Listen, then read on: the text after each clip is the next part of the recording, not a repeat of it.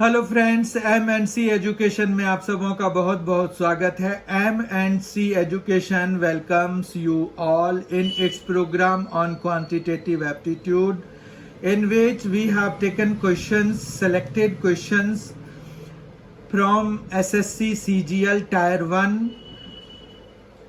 Questions are taken from SSC CGL 2019 Tier 1 whose exams were held in the month of March 2020. हमने SSC CGL previous year papers की ये जो series है उसमें हमने questions जो अभी लिए हैं वो SSC CGL 2019 का टायर 1 के जो पेपर हुए थे, एग्ज़ाम जो हुए थे मार्च महीने में, मार्च 2020 में, उनके 10-10 क्वेश्चंस के सेट्स कर रहे हैं। ये सेट 22 है। इस तरह के 21 सेट्स ऑलरेडी हम कर चुके हैं। तो आइए आज हम सेट 22 की शुरुआत करते हैं। आज का पहला क्वेश्चन है, एक स्कूल में शिक्षकों का बंटन इस प्रकार है। आयु दिया हुआ है और शिक्षकों की संख्या दी हुई है। क्वेश्चन है 40 वर्ष से कम आयु वाले शिक्षकों की कुल संख्या ज्ञात कीजिए। अब 40 से कम उम्र वाले, 40 वर्ष से कम उम्र वाले शिक्षक ये हैं, ये हैं, ये हैं, ये हैं। ठीक है, इन सभी को ऐड कर देते हैं तो 2 + 3 5 + 5 10 + 2 12, तो टोटल 12 हो गए। इस तरह से option wise B part correct हो गया। क्वेश्चन नंबर 2, 5 क्रमागत विषम संख्याओं का औसत m है। यदि अगली 3 विषम संख्याएं भी शामिल की जाती हैं तो औसत में कितनी वृद्धि होगी? अगर हम विषम संख्याओं की बात करें तो 5 क्रमागत विषम संख्याओं का औसत चाहे जितना भी हो, यहाँ m दिया हुआ है। अगली 3 विषम संख्याएं जैसे ही आप मिलाएंगे तो औसत में 3 की वृद्धि हो जाएगी, चाहे नंबर जितना भी हो। ठीक है, मतलब 3 विषम संख्याएं अगर मिलाएंगे तो 3 की वृद्धि होगी, 4 मिलाएंगे तो 4 की, 1 मिलाएंगे तो 1 की वृद्धि होगी। ठीक है, तो इस तरह से विषम संख्याएं हैं ना, तो हमें जो है 3 विषम संख्याओं को ऐड किया है तो उनका जो भी औसत है, अगर हमने 3 विषम संख्याएं और ऐड कर ली तो हमारे पास जो औसत है वो 3 से बढ़ जाएगा। सी ऑप्शन हमारा करेक्ट हो जाएगा इस वाले क्वेश्चन के लिए। अब हम ये देखते हैं कि हमने जो कंसेप्ट लगा लिया वो कितना सही है। तो उसके लिए ये देखिए, हम 3 विषम संख्याओं को क्या सपोज कर सकते हैं? 2n + 1 सपोज कर सकते हैं। पहले हम 5 क्रमागत विषम संख्याओं को पहले सपोज करते हैं तो 2n + 1, फिर 2n + 3, फिर 2n + 5, फिर 2n + 7, फिर 2n + 9 हो जाएगा। ठीक है, तो ये 5 हो गए। अब इनके डिवाइडेड बाय 5 कराएंगे और वो m के बराबर दिया हुआ है। ठीक है बात। अब देखिए 2n 2n 2n 2n 2n 5 times तो 10n हो गया। 1 + 3 4 + 5 9 + 7 16 + 9 25, तो ये 25 आ गया। ठीक है, और अपॉन में 5 जो है वो हम उधर ले जाके 5m कर देते हैं, कोई दिक्कत नहीं है। Actually what are we trying to get here? We try to get the value of n। तो ये n = क्या आ जाएगा? 5m - 25/10 हो जाएगा। ठीक है, कोई दिक्कत नहीं है इसमें। अब हम इनके नेक्स्ट नंबर्स, नेक्स्ट विषम संख्याएं ऐड करेंगे इसमें। तो हमारे पास यहाँ तक तो जो सम है हमें 5m मिला ही है। ठीक है, तो ये 5m यहाँ से यहाँ तक का सम हो गया, 5m यहाँ से यहाँ तक का सम हो गया। उसके बाद प्लस हम कराएंगे इसके नेक्स्ट वाला नंबर। इसके नेक्स्ट वाला नंबर है 2n + 11, फिर है 2n + 13 और फिर है 2n + 15। ये 3 फिर से जो इनके नेक्स्ट नंबर्स थे वो हमने ऐड कर दिए। ठीक है, अब टोटल नंबर जो है हमारे पास, नंबर ऑफ नंबर्स 8 हो गए। ये हमें पता करना है कि ये कितना देगा। तो अब ये 5m तो ठीक है हमारे पास, प्लस ये 5m कैसे आया पता चल गया ना, ये इसकी वैल्यू है। इसको हमने 5m से रिप्लेस करा दिया ताकि हमें दोबारा पूरा ना लिखना पड़े। और उसके बाद इनके जो नेक्स्ट में 3 नंबर्स थे, 3 विषम संख्याएं थी, वो हमने लगा दिए। अब ये कितना हो गया? 6n हो गया। प्लस 11 13 कितना हो गया 24, 24 प्लस 5 29, 39 हो गया टोटल सम, और अपॉन में 8 हो गया। ठीक है, अब ये आ गया 5m प्लस यहाँ पर 6 इंटू n की जगह पे 5m माइनस 25/10 लिख देते हैं। ठीक, प्लस 39 अलग से लिख देंगे, होल अपॉन 8 है, कोई दिक्कत नहीं है यहाँ पर। अब जो है यहाँ पर देखिए ये क्या हुआ 5m, फिर यहाँ पर ये आ गया 2 3s 2 5s। ठीक है, तो फिर ये आ गया 15m और माइनस ये आ जाएगा 75 और अपॉन में 5 है। ठीक है, और plus 39 is also there, upon में 8 है, ये 5। अब देखिए ये जो है 5m प्लस ये 3m, फिर ये माइनस 15 और प्लस 39/8 हो गया।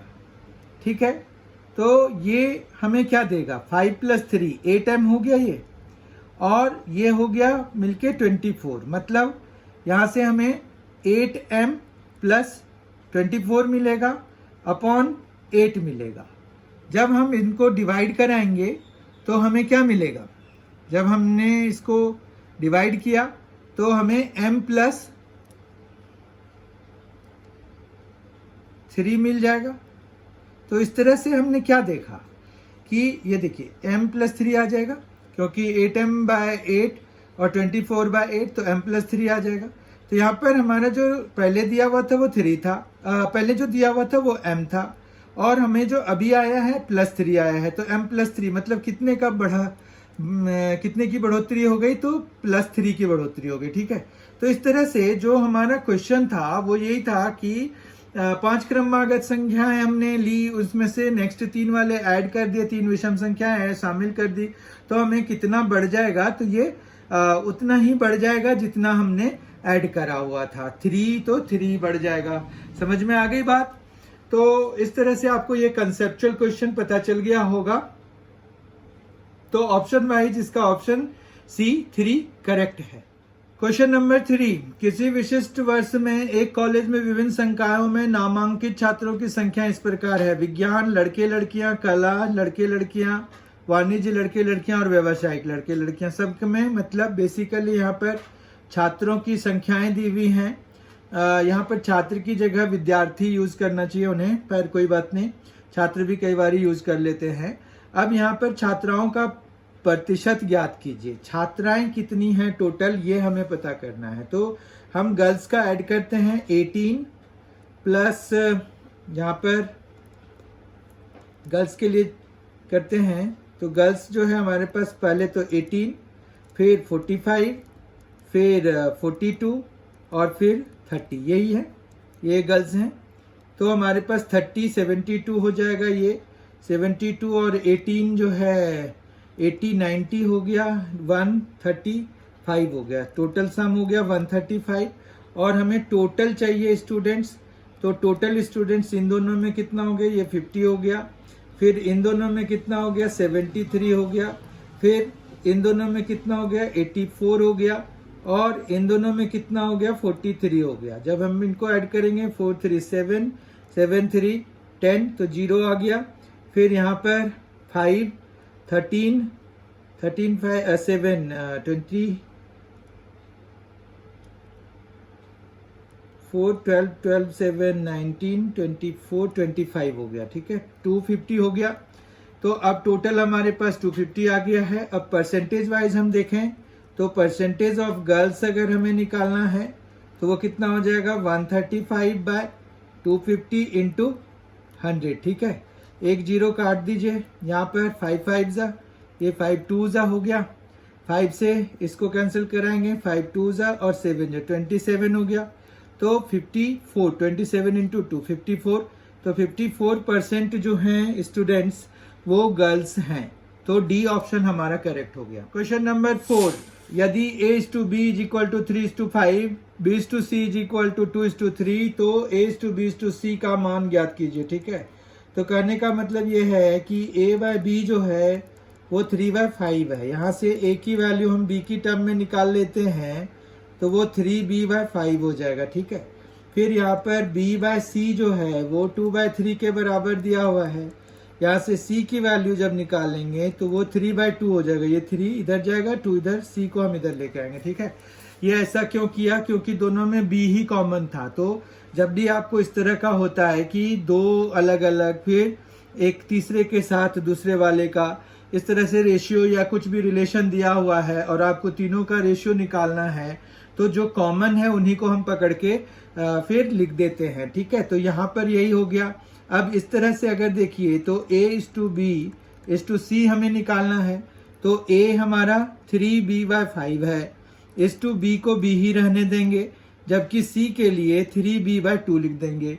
अब 5 2 10 है, मतलब एलसीएम इसका 5 और 2 का 10 है, तो 10 से हम मल्टीप्लाई करा देते हैं, ठीक है। तो ये यहाँ पर 10 से जब मतलब 10 से मल्टीप्लाई कराएंगे तो ये 6b हो जाएगा, ठीक है। जबकि ये जो है 10b हो जाएगा, जबकि ये 15b हो जाएगा। समझ में आया? फिर b जो है तीनों में कॉमन फैक्टर है, वो कैंसिल हो जाएंगे। तो आपको जो 6:10:15 option wise C part correct हो जाएगा। क्वेश्चन नंबर 5, ये वैल्यू बेस्ड क्वेश्चन है। इसमें ये है कि साइन 30 डिग्री की वैल्यू 1/2, कॉस 30 डिग्री √3/2 और tan 45 डिग्री 1, इन सब का एलसीएम लीजिए, 2 आ गया। और फिर ये 1 प्लस √3 - 2 यानी कि √3 - 1/2। Option wise B option correct हो जाएगा। ये वैल्यू बेस्ड थे, सिंपल थे, तो 5th का बी पार्ट करेक्ट है।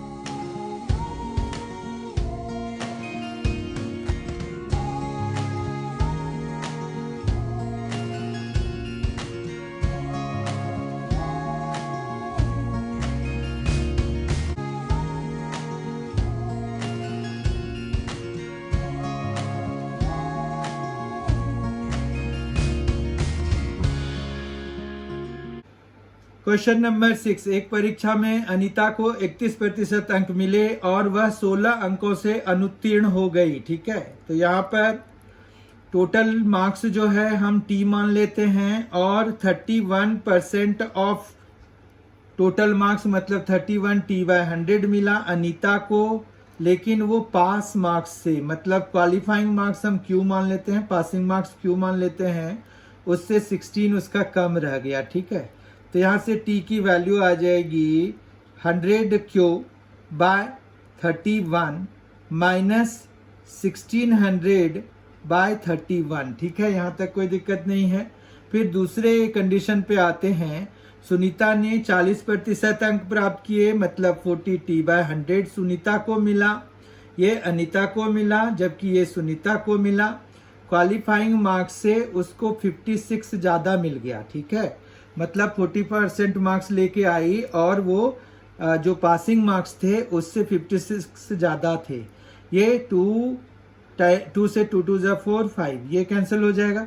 अब ये t यहाँ पर छोड़ के 2/5 को अगर उधर ले जाएंगे तो ये 5q/2 बनेगा, जबकि ये क्या बनेगा 5/2 × 56। 56 को अगर इससे कैंसिल कराएंगे तो 28 टाइम्स में कैंसिल हो जाएगा। अब देखिए ये दोनों हैं तो t की वैल्यू ना, तो दोनों को हम आपस में इक्वेट करा सकते हैं। तो ये आ जाएगा 100q/31 minus 1600/31 is equal to 5q/2 plus ये 28 × 5 140 हो जाता है, ठीक है।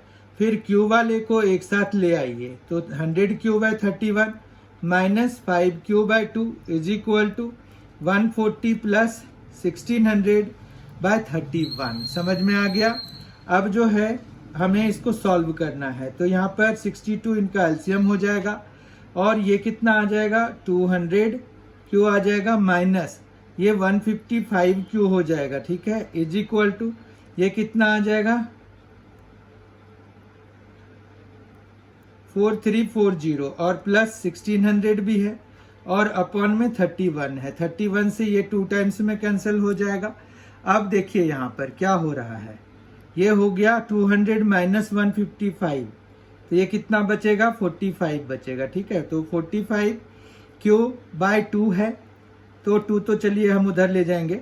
तो यहाँ 1600 ऐड कराते हैं, किसमें 4340 में 1600 ऐड कराएंगे तो 49595940 हो जाएगा। ठीक है, और इंटू 2 भी हो जाएगा, और ये 45 भी इधर जब लेके आ गए तो यहाँ पर 45 से जब हम कैंसिल कराएंगे 45 वन जा, तो यहाँ पर बचेगा कितना 45 वन जा से यहाँ पर कितना हो गया 45 जब हुआ तो ये 14 हो गया, तो 144 हो गया है ना, 144 हो गया। तो 45 फिर 3 जा 135 हो गया, 9 जा तो 132 हो गया, 132 इंटू 2 हो गया, तो ये हो गया 264। ठीक है, तो 264 हमारे पास इसका करेक्ट आंसर आ गया। मतलब उत्तीर्ण होने के लिए न्यूनतम आवश्यक अंक जो थे वो 264 थे। ठीक है, तो उत्तीर्ण होने के लिए यानी कि ए पार्ट इसका, इस वाले क्वेश्चन का ए पार्ट, ए ऑप्शन करेक्ट हो गया। ठीक है,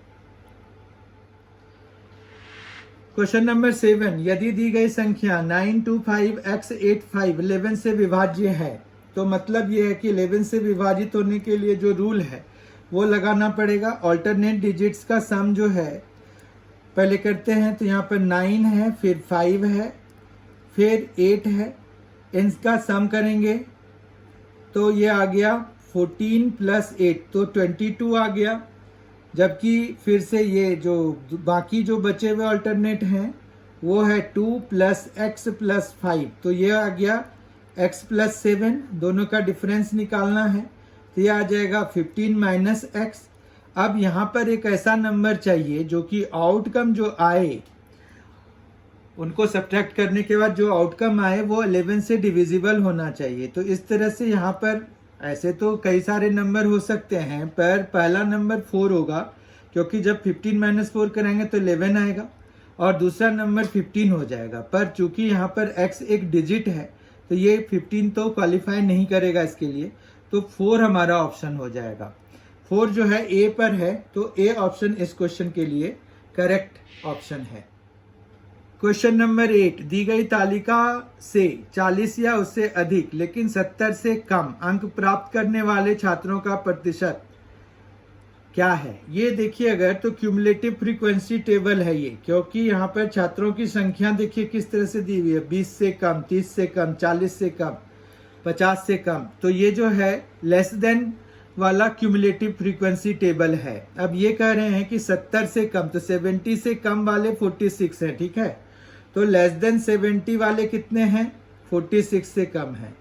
फिर ये कह रहे हैं 40 से ज्यादा चाहिए, तो हम क्या करते हैं लेस देन 40 वाला निकाल लेते हैं। लेस देन 40 वाला है 22। ठीक है, दोनों को डिफरेंस कर देते हैं, मतलब सब्ट्रैक्ट करा करके हमें पता चल जा रहा है कि ये आ रहा है 24। ठीक है, तो यहाँ पर जो है परसेंट वाइज है, तो चूंकि यहाँ पर टोटल जो है 50 ही है, तो ये 24 जो है परसेंट नहीं है, इसका जब ट्वाइस कराएंगे तो वो परसेंटेज में कन्वर्ट हो जाएगा। तो इसका मतलब कितना हो गया, 48% जो छात्र हैं वो उनका 40 से ज्यादा और 70 से कम है, तो डी ऑप्शन करेक्ट हो जाएगा। क्वेश्चन नंबर 9 देखिए, दी गई आकृति में ट्रायंगल ABC एक समद्विबाहु त्रिभुज है, मतलब आइसोसेलेस ट्रायंगल है, जिसमें AB is equal to AC, AD जो है परपेंडिकुलर टू BC है, BC 6 सेंटीमीटर है, BC टोटल जो है ये 6 सेंटीमीटर है। ठीक है, और AD जो दिया हुआ है वो 4 सेंटीमीटर दिया हुआ है। हमें AB की लंबाई चाहिए, ये चाहिए हमें, फिर हमें ये परपेंडिकुलर दिया हुआ है। ठीक है बात, तो ये जो है ना बेस को बाइसेक्ट भी करेगा, तो इस तरह से ये वाले पार्ट का की जो लेंथ है वो 3 हो गई, 4 स्क्वायर और ये प्लस 3 स्क्वायर, तो 25 हो गया, तो ये 5 हो गया। ठीक है, तो AB की लेंथ 5 सेंटीमीटर, पाइथागोरस थ्योरम लगा करके हम ले आते हैं। ए ऑप्शन इस वाले क्वेश्चन के लिए करेक्ट हो गया। Question number 10 and the last question for this session is, किसी धन पूर्णांक n को 7 से विभाजित करने पर शेषफल के रूप में 2 प्राप्त होता है। निम्नलिखित किस संख्या को 7 से विभाजित करने पर शेषफल के रूप में 0 प्राप्त होगा। ठीक है, तो यहाँ पर ये है कि कंसेप्चुअल क्वेश्चन ही है। अगर n को 7 से विभाजित करने पर शेषफल जो है 2 प्राप्त हो रहा है, और हम अगर ऐसे देखें तो यहाँ पर क्या हो जाएगा कि 2 अगर शेषफल प्राप्त है तो अगर उसमें 5 और ऐड कर देंगे तो वो टोटल फिर से एक और राउंड लग जाएगा। मतलब जैसे 7 जो है वो q टाइम्स में अगर n को डिवाइड कर रहा है और 2 रिमाइंडर बच रहा है, तो 7 को फिर अगर मतलब उस नंबर में 5 ऐड जैसे ही कराएंगे तो वो q+1 टाइम्स में पूरी तरह से कट जाएगा। समझ में आ गया आपको? तो यहाँ पर जो है n+5 जो है करेक्ट ऑप्शन हो जाएगा। ये इसको समझने के लिए हम ऐसे देख सकते हैं कि धन पूर्णांक n को हम किससे डिवाइड करा रहे हैं? 7 से। मान रखिए कि क्वोशिएंट जो है q है और रिमाइंडर जो है 2 है, यानी कि n जो है हमारा 7q+2 हो गया। अब यहाँ पर कह रहे हैं कि क्या हम ऐड करा दें जो कि वो पूरी तरह से डिविजिबल हो जाए। तो हम जो है दोनों साइड 5 करा देंगे, तो 7q प्लस यहाँ पर 2+5 यानी कि ये भी 7 हो जाएगा। तो ये 7q+7 हो जाएगा। यहाँ से फिर हम 7 बाहर निकाल पाएंगे। ये देखिए q+1 टाइम में, यही बात मैं बता रहा था आपको। तो इस तरह से इसका आंसर जो है C part, C option n+5 correct हो जाएगा। इस तरह से आज हमने 22nd सेट जो है क्वांटिटेटिव एप्टीट्यूड का, जो कि एसएससी सीजीएल के लिए हमने सीरीज चलाई थी, वो भी 2019 के लिए चलाई थी। इस तरह के सीरीज और भी MNC एजुकेशन की तरफ से आते रहेंगे। जैसे ही मेन पेपर जो इसी वाले 2019 एसएससी सीजीएल का जो टायर 2 एग्जाम है वो जैसे ही खत्म होगा तो उसमें बहुत जल्द से जल्द आपको मेन के भी जो क्वांटिटेटिव एप्टीट्यूड के क्वेश्चंस होंगे वो सारे सॉल्व करके आपको अवेलेबल करा दिए जाएंगे। ठीक है, I hope you have enjoyed this session. आपको सारी चीजें अच्छी तरह से क्लियर हो रही हैं। Thank you for being with us. Thanks a lot. Enjoy yourself.